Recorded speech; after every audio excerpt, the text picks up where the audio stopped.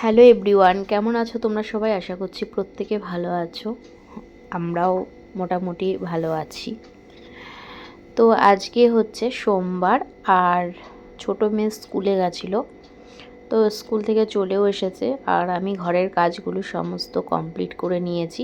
ছোটো মেয়েকে স্নানও করিয়ে দিয়েছি। আর বড় মেয়ে না এখনও স্কুলে যায়নি, আজকে থেকে স্কুল স্টার্ট হলো ভোটের পরে। তো দুদিন পরে যাবে, ওরও একটু সমস্যা চলছে, ওই যে মাথার একটা প্রবলেম চলছে, তার জন্য ওকে তো ন্যাড়া করিয়ে দিয়েছি। আর এখন মেডিসিন খাচ্ছে, লাগাচ্ছে। সময়টা না ভীষণই খারাপ চলছে, মানে সংসারটা চলছে একটা সংকটের মধ্যে। জানি না কিসের ছায়া সংসারে এসে পড়েছে। সব কিছু তো ভালোই চলছিল, হঠাৎ করে কোথা থেকে যে কি হলো কিছুই বুঝতে পারছি না।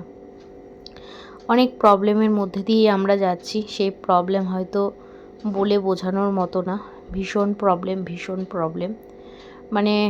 বলতে পারো ওপর থেকে ধপ করে ফেলে দিলে নিচে যেমনটা হয় ঠিক তেমনটাই চলছে আমাদের সংসার বর্তমানে।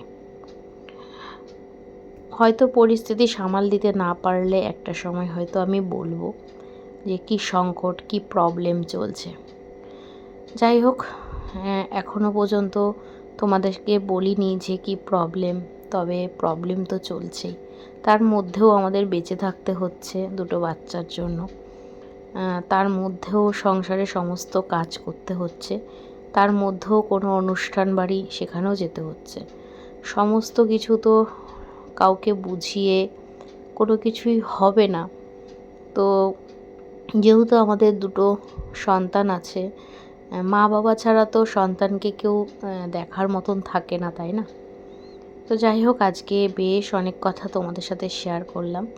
আর আজকে না চিংড়ি মাছ নিয়ে এসেছিলো, সেই মাছটাই আর কি ঝিঙা আলু দিয়ে করলাম। আর চিংড়ি মাছ খেতে না আমার বড় মেয়ে ভীষণ ভালোবাসে।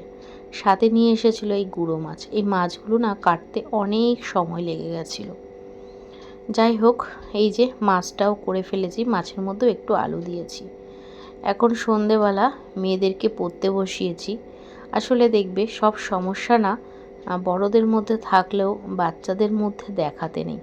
ওরা তো খুব ছোট, ওরা একটা শান্ত পরিবেশ চায়, ওরা একটা ভালো পরিবেশ চায়। আর আমাদের বাবা মায়ের উচিত বা আমাদের বড়দের উচিত বাচ্চাদেরকে একটা সুন্দর পরিবেশে রাখা। কিন্তু কিছু করার নেই, আমাদের মধ্যবিত্তদের কিন্তু প্রবলেম চলেই আসে, আর তার মধ্যে বাচ্চারাও পড়ে যায়। তো এই আর কি।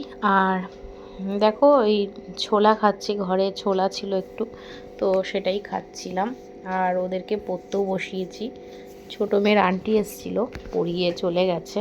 আর এখন আমি একটু ওদের হোমওয়ার্কটা কমপ্লিট করে দেবো। তো এই আর কি। আর বড় মেয়েরও প্রবলেম চলছে, বললাম মাথার একটা সমস্যা হচ্ছে, স্ক্যাল্পে একটা সমস্যা হচ্ছে, তো সেই জন্য ওকে চুলটা কাটিয়ে দিয়েছি। আর আর কখনোই চুল কাটাবো না, যতই সমস্যা আসুক। একটা ভালো ডাক্তারের খোঁজ পেয়েছি, তো সেই ডাক্তারকে দেখাচ্ছি। কিছুই ভালো লাগছিল না। আসলে যাই করি না কেন, মন মানসিকতা কোনো কিছুই ঠিক নেই। ওই যে বললাম যে যদি প্রবলেম থাকে, আর গুরুতর প্রবলেম যদি থাকে, তবে কিন্তু কোনো কিছুই ভালো লাগে না। তো জানলার সামনে এসে প্রকৃতির সাথে কিছুক্ষণ কথা বললাম, আর তোমাদেরকে দেখালাম।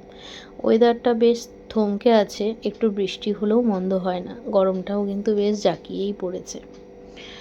তো এই যে এখন অনেকটাই রাত হয়ে গেছে। আর এইদিকে দেখো, মেয়েরা তো টিভি দেখে ভাত খায়, তো ওরা যে টিভি চালাচ্ছে। তো আমি যদি মন খারাপ করে থাকি, তাহলে কিন্তু ওরাও মন খারাপ করে থাকে। সেই জন্য যতটা পারি মন খারাপটা ওদের আড়ালে রাখতে। তো তারপরে যে ক্যারাম খেলছে, আমাকে বারবার বলছে, মা একটু আমাদের সাথে খেলো না। আসলে ওরাও বড্ড একা, ওদেরকে যদি আমরা সময় না দিই তাহলে সময়টা কে দেবে বলো? তো চলো।